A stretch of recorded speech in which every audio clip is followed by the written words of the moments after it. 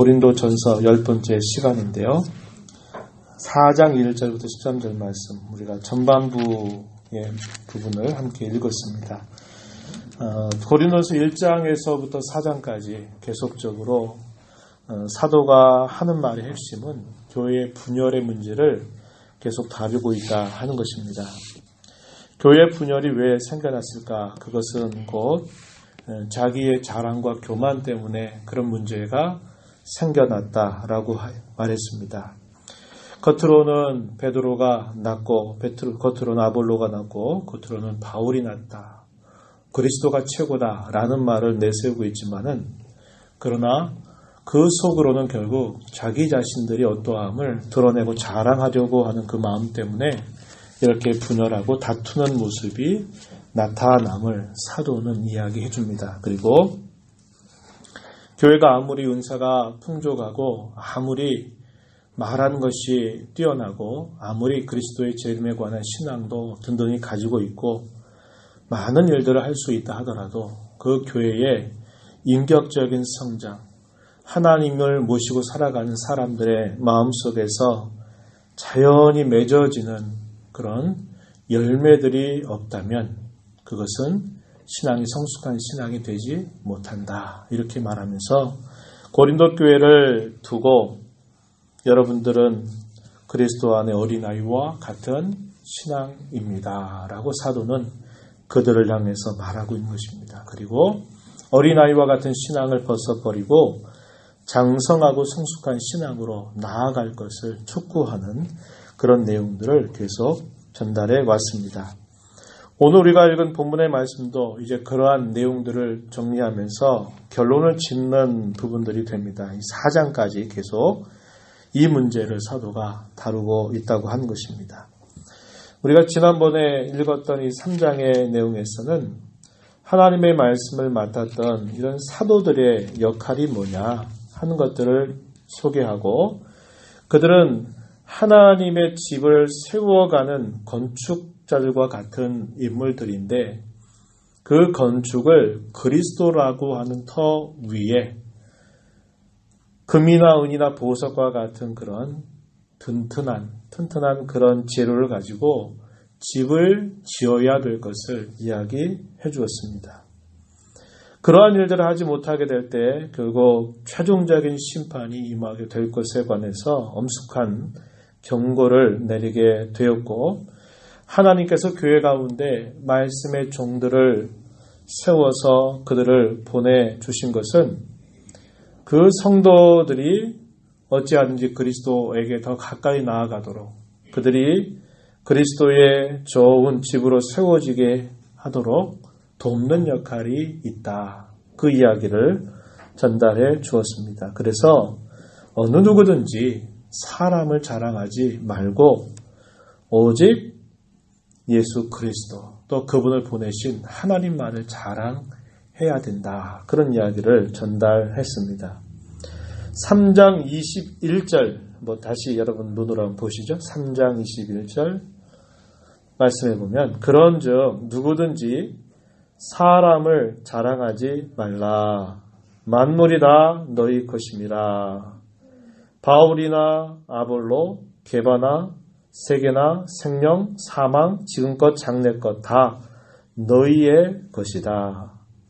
너희의 것인데 왜 사람을 자랑하느냐 이렇게 말합니다. 바울도 아볼로도 심지어는 게바도 모든 것들이 다 너희의 것이다. 그러니 사람을 자랑하지 말아라. 너희 것이다 라는 말을 어떻게 이해하면 좋겠다고 제가 말씀드렸냐면 너희를 위한 것이다. 이렇게 이해하는 것이 좋겠다. 그렇게 말씀을 드렸어요. 하나님이 교회를 세우시고 그 교회에 말씀의 종들을 보내시는 것은 그 교회가 건강하고 든든히 서가게 하기 위한 목적으로 하나님이 말씀의 종들을 보내셨다고 하는 것입니다. 우리가 살아가면서 인생 가운데 겪는 크고 작은 모든 일들, 때로는 그 안에 기쁜 일도 있고 슬픈 일도 있고 아픈 일도 있고 우리를 즐겁게 하는 일도 있는데 이 모든 일들도 결국 하나님은 우리의 유익을 위해서 하나님 그 모든 것들을 수단으로 사용하신다라고 하는 겁니다. 로마서 8장 28절 이하에 하나님을 사랑하는 자, 곧 그의 뜻대로 부르심을 입은 모든 자들에게는 모든 것이 합력하여 선을 이룬다. 그 말씀을 하시죠. 하나님께서 저와 여러분의 운명을 정해 주신 것입니다. 정도의 차이가 있고 또 다양한 면은 있을지라도 하나님이 저와 여러분을 사랑하셔서 부르신 데에는 우리가 가야 할 분명한 운명이 있다는 겁니다. 그 운명은 우리를 하나님의 아들로 삼으시는 그 걸음을 끝까지 걸어가게 하신다는 겁니다. 시간의 차이가 있고 정도의 차이가 있고 몇몇 차이가 있을지라도 하나님은 우리를 결코 버리지 아니하시는 분이시요, 우리에게 약속하신 바 하나님의 아들의 형상을 입도록 우리를 모든 일과 사건들을 다 동원하시고 사용하셔서 우리를 그 하나님의 자녀답게 빚어가신다고 말씀하셨습니다. 그것이 우리를 향한 하나님의 변함없는 결정이고 또 하나님의 뜻이라 하는 겁니다. 그래서 여기 표현하고 있는 것, 지금 것이나 장래 것, 지금 우리가 만나고 있는 모든 것, 겪고 있는 모든 일들, 그리고 장래에 우리가 겪을 수 있는 모든 일, 만날 수 있는 것들, 심지어는 생명도, 사망도, 그 모든 것들도 다 너희를 위한 것으로 하나님이 해주셨다고 이야기합니다. 죽음이 왜 우리를 위한 것일까요? 우리는 죽는 순간 모든 죄를 다 벗어서 온전히 거룩한 상태로 변모되기 때문에 사망도 우리에게는 그것이 저주가 아니라 사망도 우리를 온전케 하는 수단으로 하나님이 우리를 복되게 하신다는 겁니다. 그래서 하나님이 이 모든 것들, 심지어는 바울이나 아볼로조차도, 베드로조차도 다 너희를 위해서 다 보내주신 것인데 왜 사람 자랑하고 누가 어떠하다 하는 것에 마음을 쓰느냐? 그러지 말라는 겁니다. 오직 그리스도를 자랑하라는 겁니다. 23절 마지막에 너희는 그리스도의 것이고 그리스도는 하나님의 것이다. 그러니 오직 하나님만을 높이고 자랑해라. 이렇게 말하는 겁니다. 고린도 교회가 피부적으로 나타나고 있는 게 이 사람끼리 모이는 거 있잖아요. 그죠? 어떤 사람과만 교제하고 어떤 사람만 좋다고 생각하고 어떤 사람은 나쁘다고 생각하고 그러다 보니까 교회가 하나가 되지 못하고 항상 분열이 있고 시기가 있고 다툼이 일어나는 일이 생겨난 것입니다. 그게 왜 그럴까요? 사람을 높이는 거거든요. 그리고 자기를 알아주고 자기를 위해주는 사람을 또 좋아하고 그러다 보니까 교회 내에서 잊지 말아야 할 그러한 분열과 다툼과 시기들이 일어나고 있는 것을 보기 때문에 사도는 그러지 말라는 겁니다. 그렇게 하지 말라는 거예요.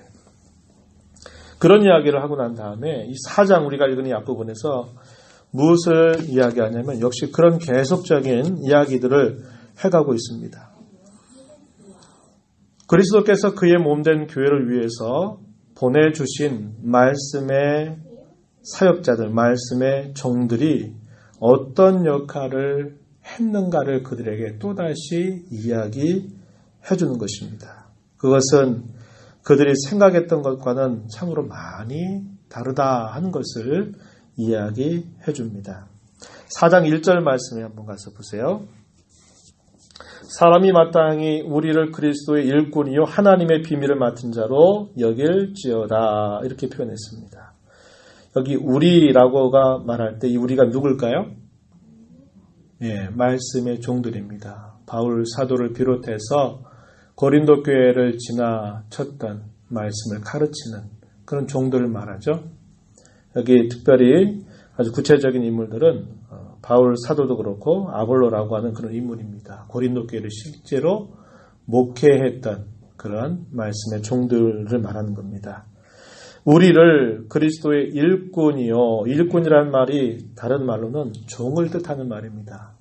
옛날에 고대 영화를 보면 노예선이라는 그 배를 타고 수많은 그런 노예들이 대륙을 횡단하는 경우들이 있잖아요. 그 노예선 밑에서 노를 젓는 노예 있죠. 쇠사슬로 묶은 다음에 신호를 주면 계속 그 노를 줘야 되고 하는 일들을 했던 그런 사람들을 여기 그 말을 쓴 겁니다. 여기 일꾼이란 말을 그 노예를 뜻하는 말을 사도가 사용하고 있는 거예요. 노예의 선의 가장 아래에서 노 젓는 그런 노예들을 뜻하는 말을 사용하면서 우리를 그리스도의 일꾼이다 이 말은 그리스도께 온전하게 가장 낮은 자리에서 복종하는 그런 사람들이다 이렇게 말하는 겁니다. 사도들의 역할은 그리스도의 노예다, 그리스도의 종이다 라는 말을 여기 일꾼이란 말로 사용한 것입니다. 또 이어지는 표현해 보니까 또 어떤 표현을 쓰냐면 맡은 자로 표현하고 있습니다. 이 맡은 자라는 말을 다른 말로는 집사라는 말, 집사. 옛날 요즘에도 가끔씩 드라마에서 등장하죠. 집사라는 명칭. 뭐 하는 사람입니까? 그 집의 모든 것들을 주인의 마음을 따라서 뜻을 따라서 다 그것들을 관리하는 사람입니다. 그러한 역할을 맡은 사람, 집사라는 말을 써요. 오늘날 우리가 사용하는 집사 이런 의미하고는 좀 다릅니다. 집사라는 말을 쓰고요. 거기에 맡은 자로 여겨라 이렇게 표현했어요. 근데 무엇을 맡은 자? 하나님의 비밀을 맡은 자. 이 하나님의 비밀은 복음을 말하고 혹은 하나님의 지혜, 앞에서 계속 말해왔던 하나님의 지혜를 여기 하나님의 비밀을 표현한 것입니다. 그래서 사도와 말씀을 전하는 모든 그런 말씀의 직분을 가진 사람들을 향해서 그리스도의 일꾼으로 여겨라. 하나님의 비밀을 맡은 집사로 여겨라. 이렇게 이야기를 해주고 있습니다. 이 두 가지 용어를 사용함으로써 그들이 얼마나 그리스도에게 복종하는 자들로 살아가는 이들인지를 소개하고 그리스도의 마음을 따라서 그 주인의 마음을 따라서 잘 관리하고 분배하는 그런 역할들을 맡는 이들임을 소개하고 있다는 겁니다. 이러한 직분을 맡은 그러한 자신들, 맡은 자들에게 가장 중요한 것은 뭐냐? 다른 것이 아니라 충성이라고 하는 겁니다. 자신들을 종으로 혹은 일꾼으로 세우신 이에게 그리고 맡겨준 자에게 가장 충직함, 충성스러움을 나타내는 것이 가장 중요한 본분이다라는 것을 말하면서 맡은 자들에게 구할 것은 충성이다 이렇게 이야기하고 있습니다. 우리는 대개 이 말씀을 이제 우리가 어떤 임직을 하거나 직분을 받는 사람들에게 이 말씀을 많이 이야기합니다. 그리고 많이 이 말씀을 기억을 하고 있어요. 그러나 이 말씀을 기억할 때 우리가 받을 때는 집사의 직분을 가지고 있는 분들은 또 그 집사의 직분을 가진 자로서 나에게 이 직분을 주신 주님께 내가 한결같은 충성스러움을 나타내야 된다. 장로로 임직을 받은 사람들, 목사를 임직받은 사람들도 역시 마찬가지로 그런 마음을 누구나 다 갖는 자세를 우리는 힘써야 된다고 하는 것이죠. 하지만 이 말씀 속에서 가장 1차적으로 이야기하고 있는 대상은 모든 직분을 맡은 자들이 아니라 누구라고요? 하나님의 말씀을 맡은 직분자들, 그러한 자들에게 우선적으로 이 말씀이 해당되고 있다 하는 것을 기억하는 것이 도움이 될 것입니다. 그렇게 말을 하고서 이렇게 맡은 자들을 대할 때 이들을 어떻게 대할 것을 이야기하냐면은 3절과 4절 한번 보세요. 3절, 4절 가서 보면 너희에게나 너희가 누구를 말할까요? 네, 고린도 교회 성도들을 말하죠. 너희에게나 다른 사람에게나 판단받는 것이 내게는 매우 작은 일이다. 나도 나를 판단하지 아니한다. 이렇게 말했습니다. 내가 자책을 아무것도 깨닫지 못하지만 그것 때문에 내가 의롭다함을 얻지는 못한다. 이렇게 말합니다. 이 말을 보면 굉장히 독불장군 같다. 이렇게 우리가 생각할 수 있어요. 근데 이 말의 의미는 어떤 의미냐면 여기 4절에서 말한 것처럼 판단받는 것이 내게는 매우 작은 일이다. 이 말은 다른 사람이 무슨 말을 하든지 간에 듣지 않는다. 자기 하고 싶은 대로 한다. 그걸 말하는 의미가 아니라는 겁니다. 여기서 판단받는 대상이 누굴까요? 여기 그리스도의 일꾼, 하나님의 비밀을 맡은 자들, 하나님의 말씀을 맡아서 가르치는 자들입니다. 사도들이나 복음을 전하는 그런 사람들, 그런 사람들에게 있어서 다른 사람이 뭐라고 하는 것들은 매우 작은 일이다. 이렇게 말하는 겁니다. 무시한다, 아무렇지도 않게 한 게 여긴다. 그런 게 아니라 사람이 어떤 말들에 대해서 지나치게 거기에 마음 쓰지 않는다는 겁니다. 그러면서 가장 핵심적으로 표현하는 말은 4절의 끝에 보면 뭐라고 하냐면 다만 나를 심판하실 이는 주님이시다. 이렇게 말합니다. 이 말이 갖는 의미는 사람들이 어떻다 하는 것들에 지나치게 마음을 빼앗겨서 사람들의 말에 그 말에 따라서 내가 어떻게 하고 막 왔다 갔다 하고 이런 게 아니라 자신을 종으로 세우신 그 주님 앞에 자신에게 하나님의 복음의 비밀을 맡겨주신 그분 앞에서 내가 어떠한가를 끊임없이 살피는 자세를 갖고 그분이 내게 맡겨주셨으니 그분 앞에서 내가 결산하게 될 때를 생각하면서 한다는 겁니다. 그 당시 교회가 어떻다고 그랬어요? 바울도 그런 마음이 없고 아볼로도 그런 마음이 없어요. 그런데 성도들이 뭐 하는 거예요? 옛날에 바울 사도가 있을 때 어떤 일이 있었고 어땠고 그분이 어땠고 뭐 이러면서 바울 사도가 최고야. 그분이 떠나고 난 다음에 아볼로가 와서 복음을 전하고 말씀을 가르치니까 아볼로라고 하는 그분이 말이야 뭐 얼굴에 생김새는 어떻고 그분의 말투는 어떻고 이런 것들 그분이 어떤 일을 했고 막 이런 것들에 또 성도들이 막 이야기하면서 그분 정말 멋진 분이지. 정작 바울 사도는 그런 쪽에 마음이 없고 아볼로도 그런 쪽에 마음이 없어요. 근데 누가 그들을 이름을 불러가지고 뭐 하는 거예요? 누가 더 낫다. 누가 어떻다 그래가지고 편을 가르고 서로 시기하고 다투고 있다고 하는 것입니다.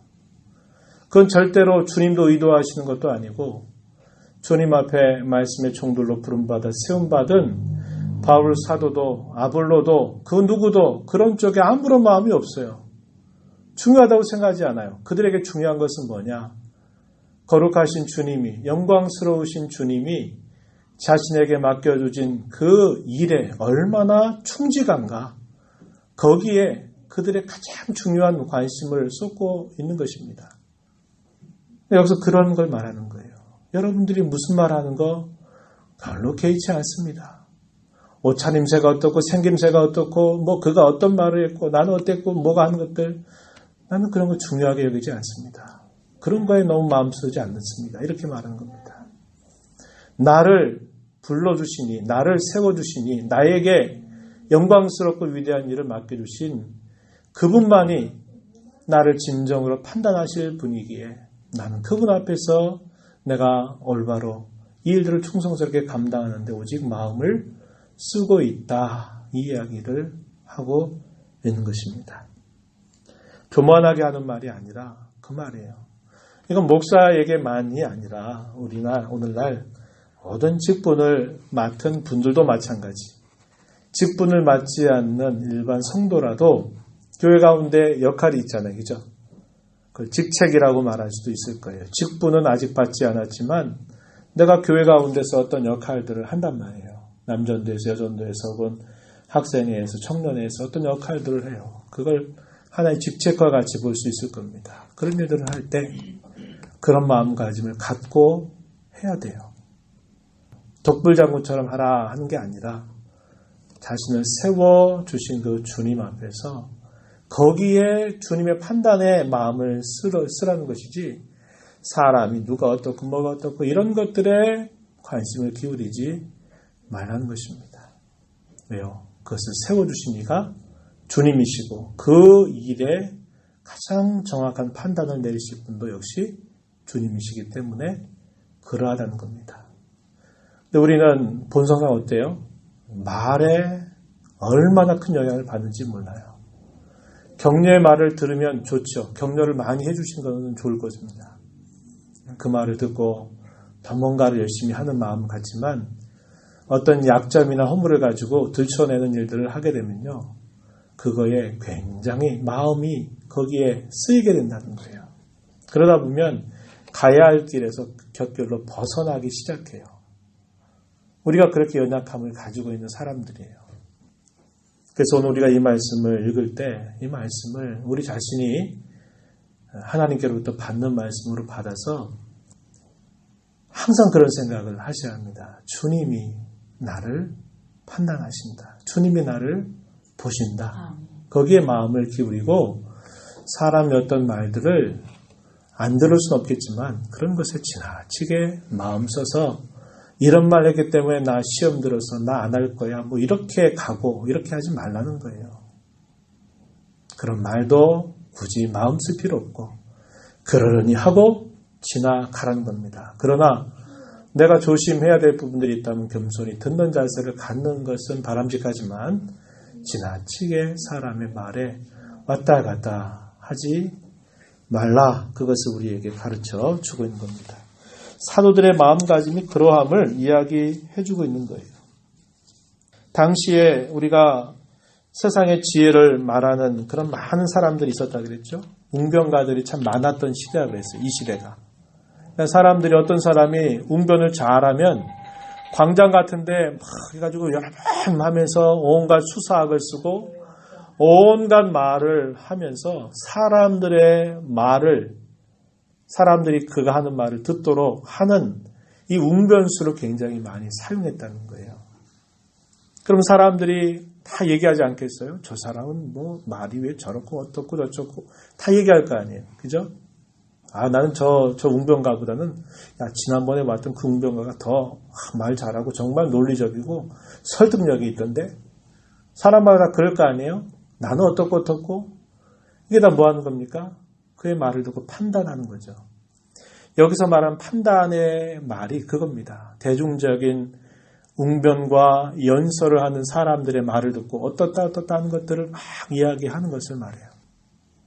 그런데 하나님의 비밀을 맡은 이 복음, 진리를 맡은 이러한 일들에 있어서 대중 연설가들을 향해서 막 이렇게 저렇게 말하는 그런 말처럼 한다 그래도 거기에 마음을 쓰지 않겠다는 겁니다. 오직 주님 앞에서 내가 어떻게 충성스럽게 할 것인가의 마음을 기울이겠다라고 말하고 있는 뜻입니다. 하나님은 어떤 분이십니까? 사람의 마음을 꿰뚫어 보시는 분. 그 사람의 마음의 동기를 다 이미 아시는 분. 우리가 몇 주 전에 나눴던 시편 139편 말씀처럼 하나님은 우리의 온 존재를 관통하시는 분이에요. 관통하시는 분.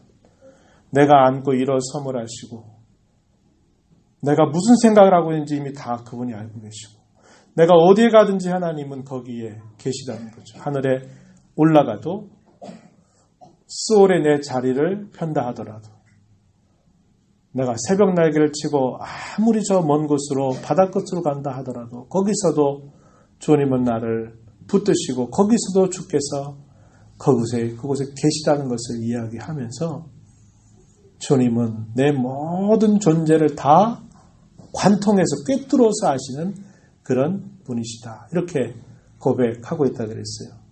여기 보세요. 5절 말씀에 가서 보면은 이렇게 표현했습니다. 5절의 중간 부분에 보니까 그가 주님을 말합니다. 그가 어둠에 감추인 것들을 드러내고 마음의 뜻을 나타내시리니 그렇게 표현했어요. 어둠에 감춘 것. 사람의 마음속에 은밀한 모든 것들을 다 그분이 아시고 드러내신다.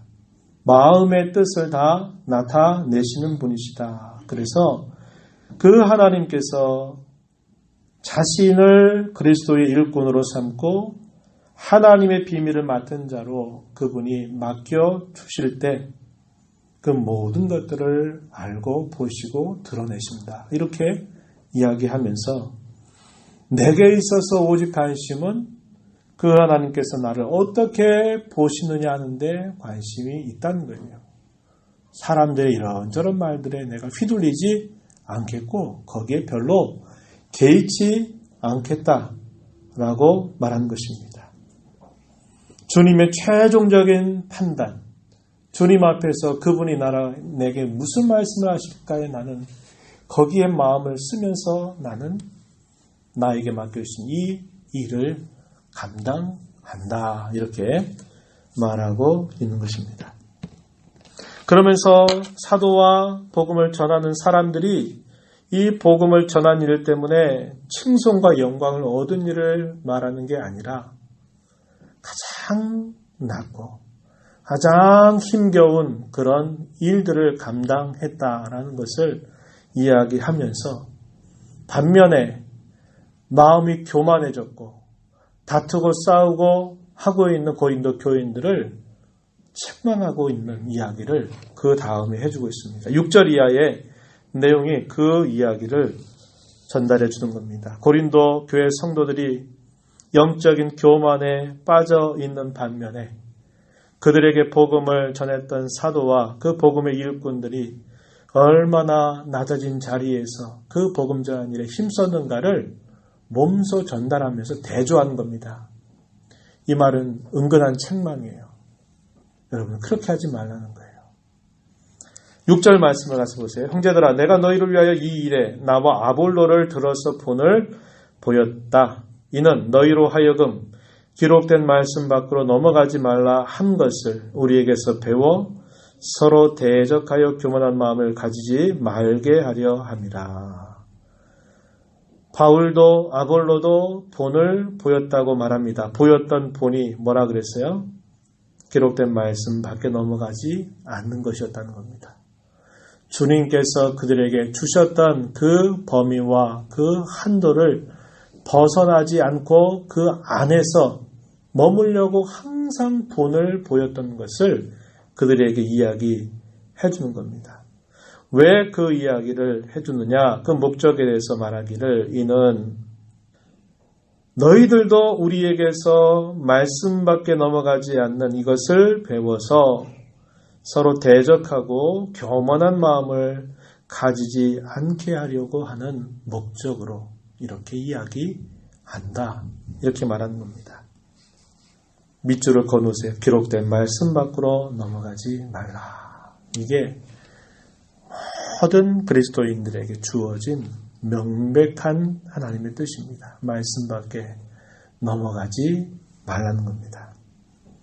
그렇게 말하면서 너희도 배워서 대적하여 교만한 마음을 가지 말아라. 사도는 이렇게 이야기해주고 있습니다. 그러면서 하는 말씀이 너희가 이미 배부르며 8절입니다. 이미 풍성하며 우리 없이도 왕이 되었도다. 이렇게 표현하죠. 이미 배부르고 이미 풍성하며 우리 없이도 왕이 되었다. 이 말 속에는 은근한 책망이 여기에 표현되고 있는 겁니다.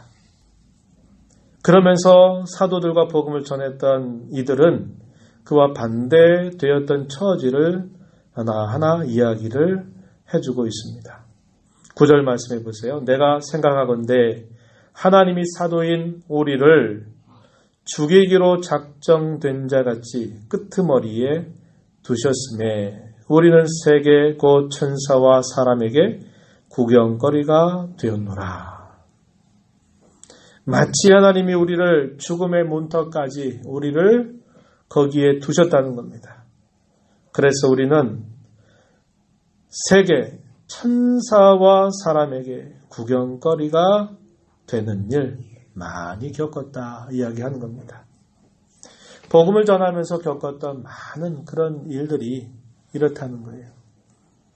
그리스도께서 자신을 건져주시고 살리기 위해서 영광스럽게 이 땅에 오셔가지고 건져주시고 모든 대적자들 이 순간에 다 끝내버리시는 방법으로 그들을 구원하신 게 아니었죠.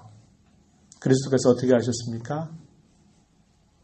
아이를 낳을 만한 여관방이 없어가지고 어디에서 탄생하셨어요? 말밥통에서 태어나셨죠? 거기서 탄생하셨죠? 그가 오는 것 몇몇 사람들은 알지만 누가 그토록 그가 오실 것을 다 기다렸는데 그가 오신 것을 누가 알아요?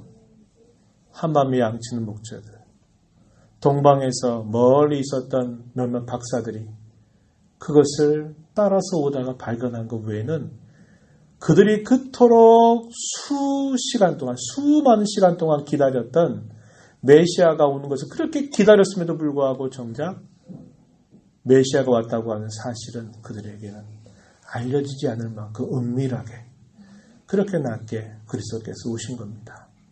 그리고 그분이 그 백성들의 모든 죄를 다 짊어져서 죄가 없으신 그분이 사람들에게 멸시를 받고 천대를 받고 조롱과 욕을 당하시면서 온갖 수모를 겪는 그 걸음을 통해서 자기 백성들의 모든 죄를 다 감당하셔서 그들을 구원하신 것입니다.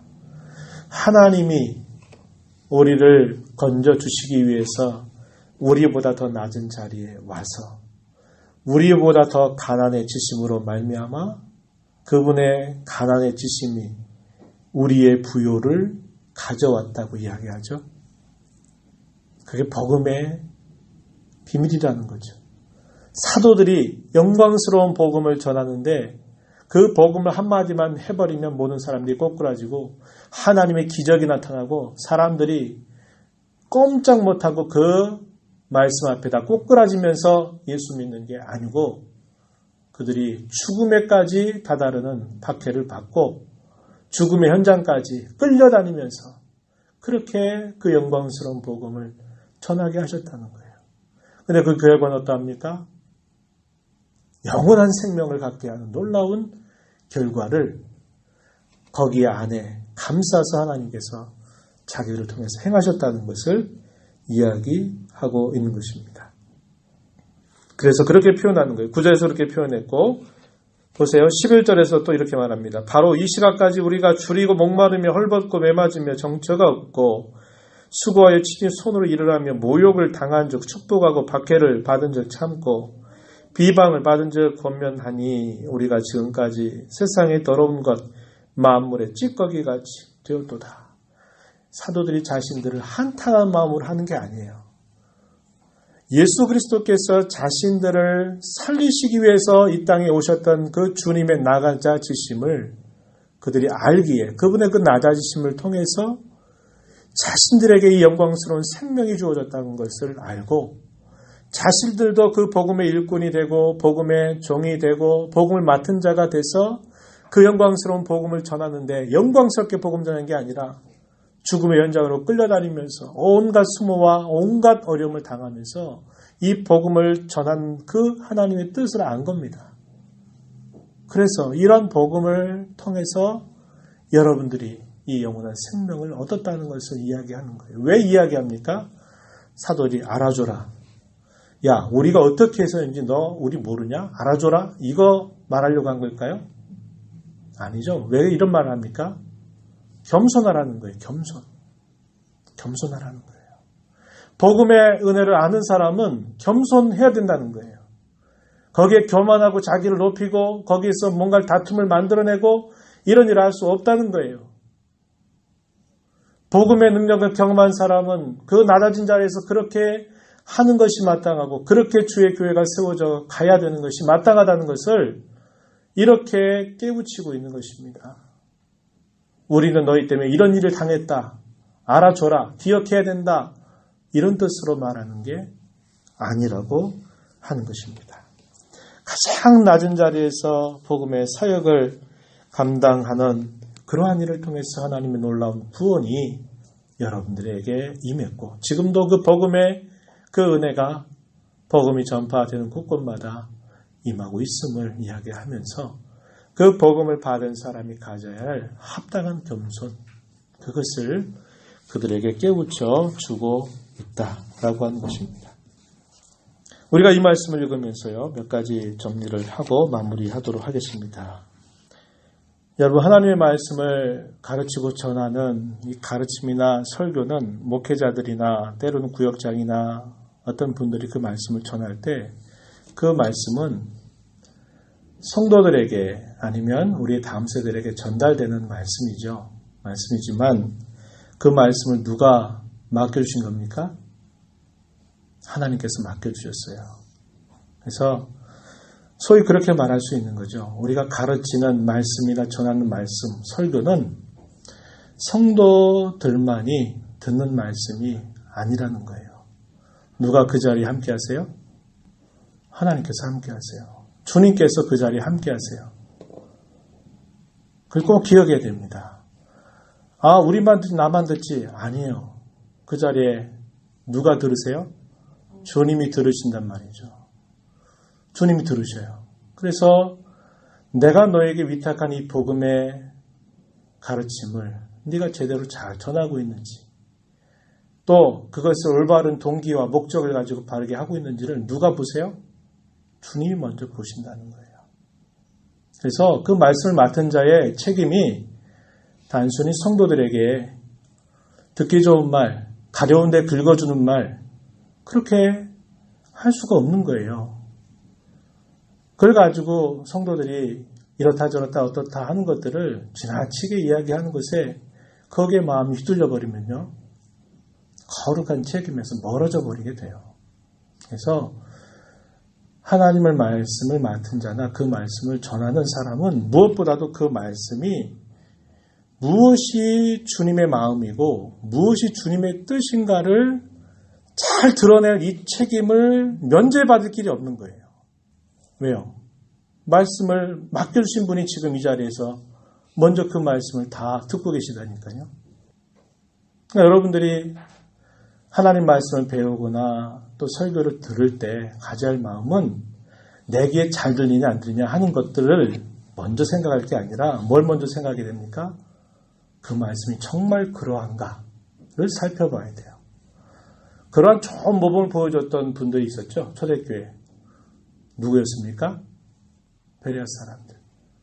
바울 사도가 말씀 잘 듣는 사람들로 칭찬했던 사람들이었어요. 왜요? 그들은 하나님의 말씀을 받고 그 말씀이 정말 그러한지를 말씀을 통해서 상고하니라 그랬어요.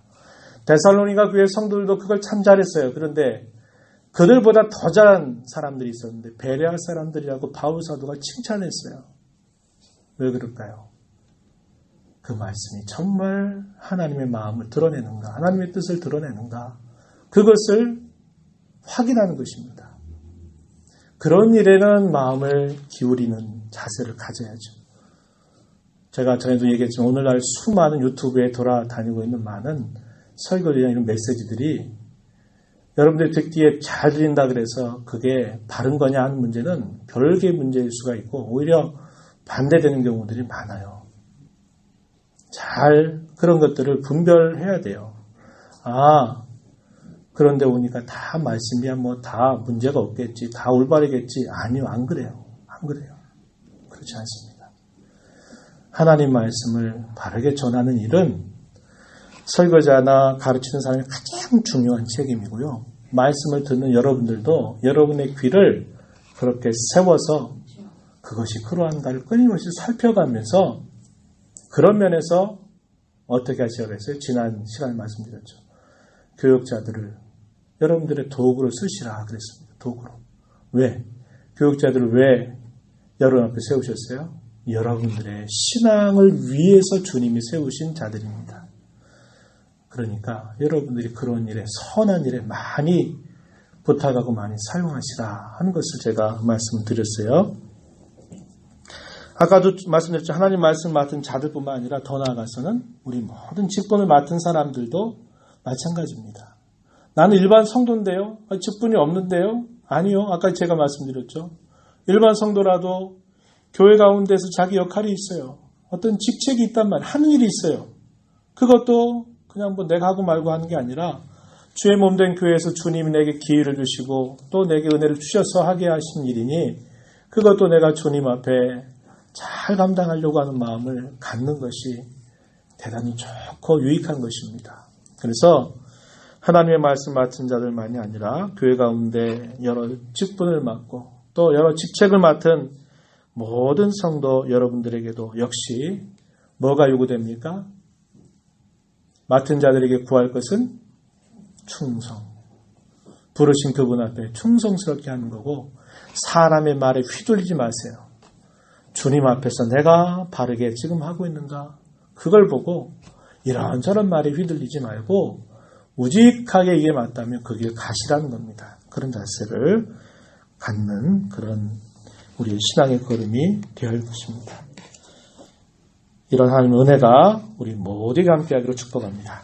하나님 아버지 감사합니다. 오늘도 주의 말씀을 들으면서 하나님 우리가 받은 이 복음이 우리에게 참으로 능력과 영광스러움으로 우리에게 온 것이 아니라 하나님의 아들이신 예수님께서 친히 온갖 고초와 수모와 조롱과 박해를 당하시면서 더 낮아진 자리까지 내려오신 그 일을 통해서 우리를 이렇게 부유하게 하시고 영광스러운 주의 생명을 가지고 살아가는 자가 되게 하신 그 은혜를 저희가 잘 알아가는 귀한 성도들이 되게 하시고 이 복음의 은혜를 아는 저희들이 더 겸손하게 저희들의 자세를 낮추고 우리에게 이러한 은혜를 주신 그리스도만 오직 존귀하게 하며 자랑하는 그런 성도로 살아가게 하여 주시옵소서.